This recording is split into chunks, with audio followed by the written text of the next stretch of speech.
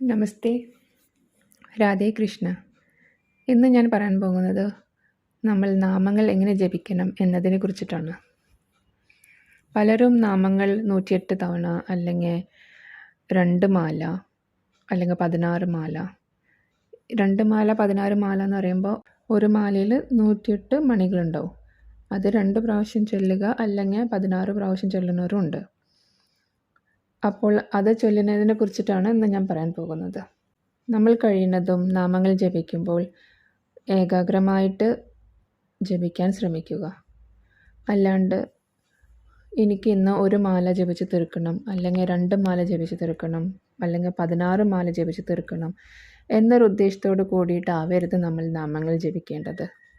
നമ്മളിപ്പോൾ കണ്ണനെ ആയാലും അല്ലെങ്കിൽ മഹാദേവനെ ആയാലും ഇപ്പോൾ ഓം നമ ഭഗവതി വാസുദേവായ അല്ലെങ്കിൽ ഓം നമ ശിവായ, അങ്ങനെ എന്ത് മന്ത്രമാണോ നമ്മൾ തിരഞ്ഞെടുക്കുന്നത് അത് നമ്മൾ ജപിക്കുമ്പോൾ നമ്മൾക്ക് നമ്മുടെ മനസ്സിൽ നമ്മൾ ആരുടെ മന്ത്രമാണോ ജപിക്കുന്നത് ആ ദൈവം ഉണ്ടായിരിക്കണം. ആ ദേവനോ അല്ലെങ്കിൽ ദേവിയോ നമ്മുടെ മനസ്സിൽ ഉണ്ടായിരിക്കണം. അല്ലാണ്ട് പുറത്തുള്ള പല കാര്യങ്ങൾ അല്ലെങ്കിൽ അവിടെ പുറത്ത് എന്തെങ്കിലും ശബ്ദം കേൾക്കണമെങ്കിൽ അതിലോട്ട് ശ്രദ്ധിക്കുക, അല്ലെങ്കിൽ വേറെ എവിടെയെങ്കിലും ചിന്തിക്കുക, വേറെ നമുക്ക് ചെയ്യാനുള്ള കാര്യങ്ങൾ ഇങ്ങനെ മനസ്സിലോട്ട് ഇങ്ങനെ വന്നിട്ട് അതിങ്ങനെ ചിന്തിച്ചുകൊണ്ട് ഈ മാല ഇങ്ങനെ ജപിച്ചിരുന്നിട്ട് ഒരു കാര്യവുമില്ല. അതുകൊണ്ട് നമ്മൾക്ക് ഒരു ഗുണവും കിട്ടിയില്ല. വെറുതെ മറ്റുള്ളവരോട് ഞാൻ 16 മാല ജപിക്കും, ഞാൻ 8 മാല ജപിക്കും എന്നൊക്കെ പറയാമെന്നല്ലാണ്ട് ആ ഒരു കാര്യം കൊണ്ട് ഒരു ഗുണമില്ല.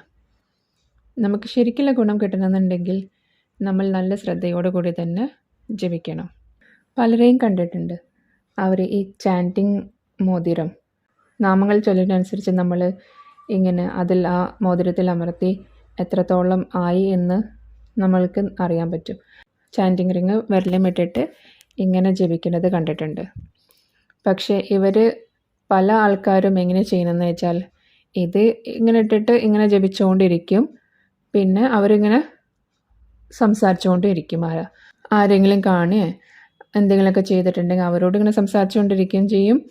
പിന്നെ അതിൻ്റെ ഇടയ്ക്കൊരു ബ്രേക്ക് കിട്ടുമ്പോൾ നാമം ജപിച്ചിട്ട് ഇതിങ്ങനെ അമർത്തി കൗണ്ട് ഇങ്ങനെ കൂട്ടി ഇങ്ങനെ ഇരിക്കുകയും ചെയ്യും. ഇതിലെന്ത് കാര്യമുള്ളത്?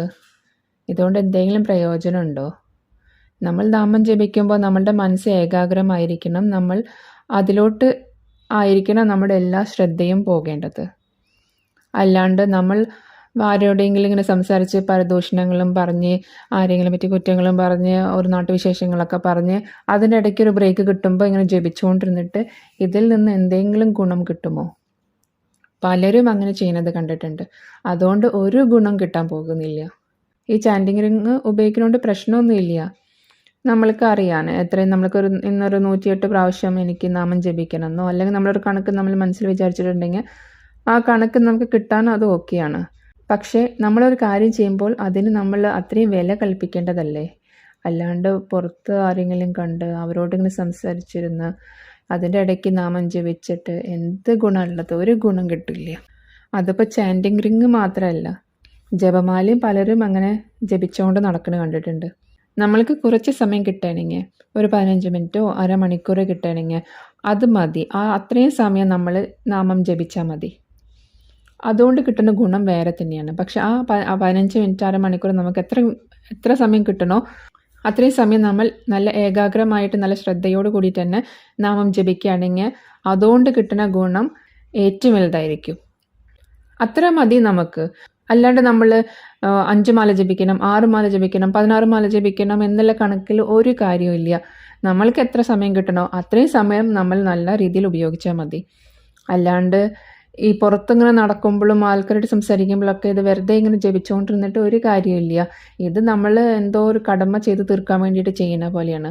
അല്ലെങ്കിൽ നമ്മൾ ബാക്കിയുള്ളവരോട് പൊങ്ങച്ചം പറയാൻ വേണ്ടിയിട്ടായിരിക്കും ഞാൻ എല്ലാ ദിവസവും 16 മാല ജപിക്കുന്നുണ്ട് എന്നൊക്കെ ഒരു പൊങ്ങച്ചം കാണിക്കാൻ വേണ്ടിയിട്ടായിരിക്കും ചിലർ അങ്ങനെ ചെയ്യുന്നത്. അത് ചെയ്ത് തീർക്കുക എന്നേ ഉള്ളൂ. പക്ഷെ അതുകൊണ്ടൊരു ഗുണം കിട്ടിയില്ല. ഞാൻ 16 മാല ജപിക്കുന്നു എന്നുള്ള പൊങ്ങച്ചം പറയാം, അല്ലാണ്ട് ഒരു കാര്യവുമില്ല. നമ്മളുടെ ജീവിതത്തിൽ എന്തെങ്കിലും ഉദ്ദേശം ഉണ്ടെങ്കിൽ അത് നടക്കാൻ വേണ്ടിയിട്ട് ചില മന്ത്രങ്ങളൊക്കെ 108 തവണ ജപിക്കണം എന്നൊക്കെ പറയുമ്പോൾ അത് ജപിച്ചുകൊണ്ടിരിക്കും. അത് ഓക്കെയാണ്. പക്ഷെ അത് ഏകാഗ്രതയോട് കൂടിയിട്ടായിരിക്കണം ജപിക്കേണ്ടത്. അല്ലാണ്ട് ഇതെനിക്ക് ജപിക്കണം എന്ന് വിചാരിച്ചിട്ട് വെറുതെ അത് ചെയ്ത് തീർത്തിട്ട് ഒരു കാര്യമില്ല. ഈ ഡിജിറ്റൽ ചാൻറ്റിങ് റിങ്ങിൽ ഇങ്ങനെ വെറുതെ ഇങ്ങനെ അമർത്തി ഇങ്ങനെ നാമം ജപിച്ചുകൊണ്ട് മനസ്സ് വേറെ എവിടെയോ നടക്കുന്നു, അല്ലെങ്കിൽ നമ്മളുടെ നാവ് പോലും ആ സമയത്ത് പലരെയും കുറിച്ചിട്ട് ദോഷമായിരിക്കും പറയുന്നുണ്ടാവുക.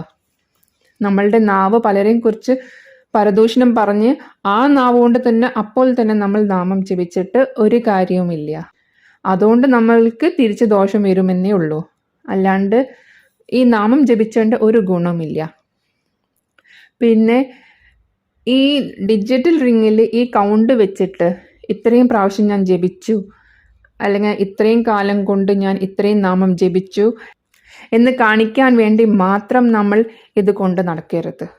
പലർക്കും ഞാൻ ഇത്ര എണ്ണം എത്തി, എനിക്ക് 50,000 പ്രാവശ്യം ഞാൻ ചൊല്ലിയിരിക്കുന്നു, അല്ലെങ്കിൽ 60,000 പ്രാവശ്യം ചൊല്ലിയിരിക്കുന്നു, അങ്ങനെയുള്ള കണക്ക് കൂട്ടാൻ വേണ്ടി മാത്രമാവരുത് നമ്മൾ നാമം ജപിക്കേണ്ടത്. നമ്മൾ നാമം ജപിക്കുന്നത് ദൈവത്തിലോട്ട് അടുക്കാനായിരിക്കണം, അല്ലാണ്ട് ഈ ഡിജിറ്റൽ റിങ്ങിൽ ഇതിൻ്റെ എണ്ണം അങ്ങനെ കൂട്ടി ഇരിക്കാനായിരിക്കരുത് നമ്മൾ നാമം ജപിക്കണത്. പലർക്കും ഈ സാധനം കയ്യിലിട്ടിട്ട് ഇങ്ങനെ ഒരു കാട്ടിക്കൂട്ടൽ മാത്രമാണത്. നല്ല രീതിയിൽ ജപിക്കുന്നവരുണ്ട്, അല്ലാത്ത ആൾക്കാരുടെ കാര്യമാണ് ഞാൻ പറയണത്. ഇതിങ്ങനെ ഇട്ടിട്ട് ഇങ്ങനെ വെറുതെ ആ എണ്ണം കൂട്ടാൻ വേണ്ടി മാത്രമാണ് അവരുടെ ഉദ്ദേശം. അതിൽ ഒരു കാര്യവുമില്ല. പിന്നെ ഒന്നാമത്തെ കാര്യം എന്താണെന്ന് വെച്ചാൽ, നമ്മൾ നാമം ജപിക്കുന്നതിന് എന്തിന് എണ്ണം വെക്കണം? ദൈവത്തിൻ്റെ നാമം നമ്മൾ എത്രത്തോളം ഉച്ചരിക്കണോ അത്രത്തോളം നല്ലതാണ് നമ്മൾക്ക് ഉണ്ടാവുന്നത്. അല്ലാണ്ട് ആ നാമങ്ങൾക്ക് ഞാൻ ഇത്ര പ്രാവശ്യം ചൊല്ലിയിരിക്കുന്നു എന്നുള്ള എണ്ണം നമ്മൾ വെക്കേണ്ട ആവശ്യം എന്താണുള്ളത്? എത്രത്തോളം ഉണ്ടോ അത്രത്തോളം ഉണ്ടായിക്കോട്ടെ, നമ്മൾ എന്തിനു കണക്ക് വെക്കണം? കണക്ക് ദൈവം വെക്കണ്ടല്ലോ, പിന്നെ എന്തിനാ നമ്മൾ വെക്കണം കണക്ക്? പിന്നെ ഒന്നാമത് നമ്മൾ വെക്കുന്ന കണക്കും ശരിയായിരിക്കില്ല. ഞാനിപ്പോൾ ഈ പറഞ്ഞ കൂട്ടരുടെ പോലെ ശ്രദ്ധ എവിടെയോ നാം ഡിജിറ്റൽ റിങ്ങിൽ ഇങ്ങനെ ചൊല്ലിക്കൊണ്ടിരിക്കുന്നു, അല്ലെങ്കിൽ ജപമാലയിൽ ഇങ്ങനെ ചൊല്ലിക്കൊണ്ടിരിക്കുന്നു. അപ്പം നമ്മളുടെ കണക്ക് എന്താ? ഞാൻ 108 പ്രാവശ്യം ചൊല്ലിയിരിക്കുന്നു, അല്ലെങ്കിൽ 16 മാല ഞാൻ ചൊല്ലിയിരിക്കുന്നു എന്നാണ്. പക്ഷേ ദൈവത്തിൻ്റെ അടുത്തുള്ള കണക്കിൽ ഇതൊന്നും ആയിട്ടുണ്ടാവില്ല. കാരണം ദൈവത്തിൻ്റെ അടുത്തുള്ള കണക്കിൽ എത്ര പ്രാവശ്യം ശ്രദ്ധയോട് കൂടിയിട്ട് ചൊല്ലിയിരിക്കുന്നു എന്നായിരിക്കും ദൈവം കണക്ക് കൂട്ടണത്. അപ്പോൾ നമ്മൾ ഇവിടെ ഞാൻ 108 പ്രാവശ്യം ചൊല്ലിയിരിക്കുന്നു എന്ന് പറഞ്ഞിട്ട് ഒരു കാര്യമില്ല. ദൈവത്തിൻ്റെ അടുത്താണ് ശരിക്കുള്ള കണക്കുണ്ടാവുക. പിന്നെ നമ്മൾ ദൈവത്തിൻ്റെ നാമം ഉച്ചരിക്കുന്നതിന് ഒരു കണക്കും വെക്കേണ്ട ആവശ്യമില്ല. ചില മന്ത്രങ്ങളുണ്ട് 108 പ്രാവശ്യം ചൊല്ലണം എന്നോ അങ്ങനെ എന്തെങ്കിലുമൊക്കെ ഉണ്ടെങ്കിൽ അത് ശരി, അങ്ങനത്തെ അത്ര പ്രാവശ്യം ചൊല്ലണം. അല്ലാണ്ട് നമ്മൾ വെറുതെ ഇങ്ങനെ നടക്കുമ്പോൾ ദൈവത്തിൻ്റെ നാമം ഇങ്ങനെ ചൊല്ലുന്നതിന് കണക്ക് ഒരിക്കലും വെക്കേണ്ട ആവശ്യമില്ല. നമ്മൾ ദൈവത്തിന് വേണ്ടി ചെയ്യുന്ന ഒരു കാര്യത്തിന് എന്തിന് കണക്ക് വെക്കണം? ദൈവം നമ്മൾക്ക് വേണ്ടി ചെയ്യുന്ന എന്തെങ്കിലും കാര്യത്തിന് കണക്ക് വെച്ചിട്ടാണോ നമ്മൾക്ക് ചെയ്തു തരുന്നത്? ഈ ലോകത്ത് നമുക്ക് എന്തെല്ലാം കിട്ടുന്നു, വെറുതെ എന്തെല്ലാം കിട്ടുന്നു. ഇപ്പോൾ നമ്മൾ ശ്വസിക്കുന്ന വായു പോലും, നമ്മൾക്ക് കിട്ടുന്ന ജലം, നമ്മളിപ്പോൾ നിൽക്കുന്ന ഈ ഭൂമി, ഇതെല്ലാം ദൈവം നമ്മൾക്ക് വെറുതെ തന്നിട്ടുള്ളതാണ്. ദൈവം നമ്മൾക്ക് ഈ തരുന്ന അനുഗ്രഹങ്ങൾക്കുള്ള എന്തെങ്കിലും കണക്ക് വെച്ചിട്ട് ഞാൻ ഇത്ര തന്നിരിക്കുന്നു, ഇതിനുള്ള പ്രതിഫലം എനിക്ക് വേണം എന്ന് ആ ദൈവം പറയുന്നുണ്ടോ? ഇല്ല.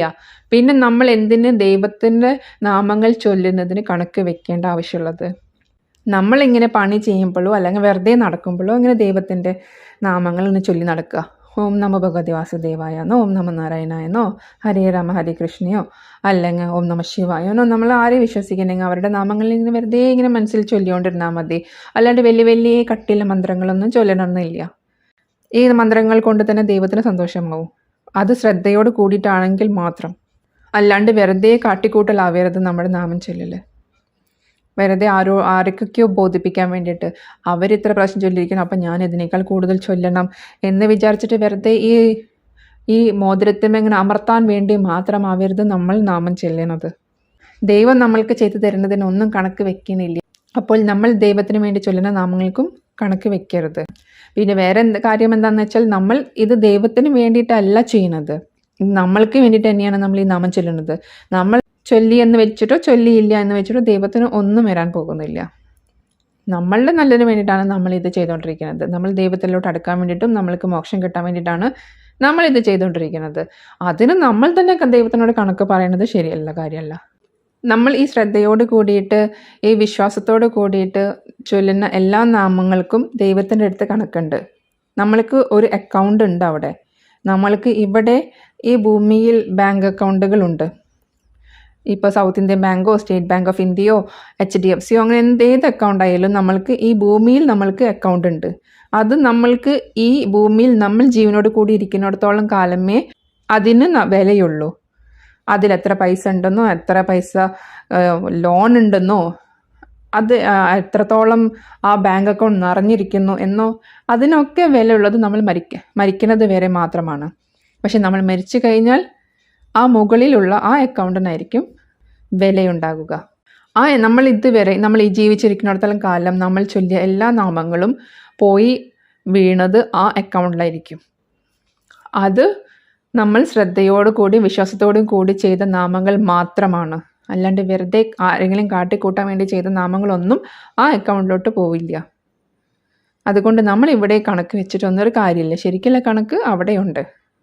നമ്മൾ മരിച്ചു കഴിഞ്ഞാൽ നമ്മൾ ഇനിയും ജന്മം എടുക്കണോ, ഇനിയും നല്ല ജന്മമാണോ വേണ്ടത്, അതോ നല്ല മോശപ്പെട്ട ജന്മമാണോ വേണ്ടത്, അല്ലെങ്കിൽ ഇനി നമ്മൾക്ക് മോക്ഷം കിട്ടുമോ എന്നെല്ലാം തീരുമാനിക്കുന്നത് ആ അക്കൗണ്ടായിരിക്കും.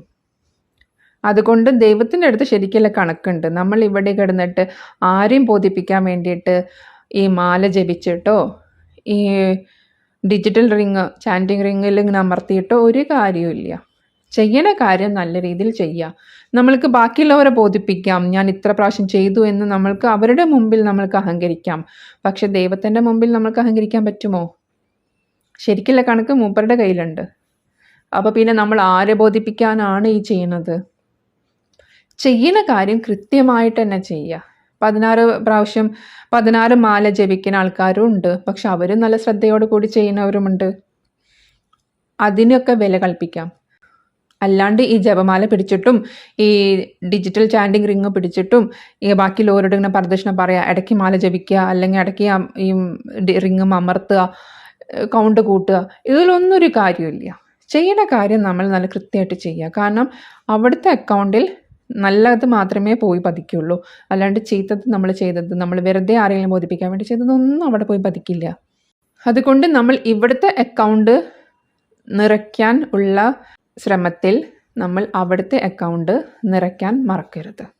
അപ്പോൾ ഇനി അടുത്ത പ്രാവശ്യം കാണുന്നവരെ രാധേ കൃഷ്ണ.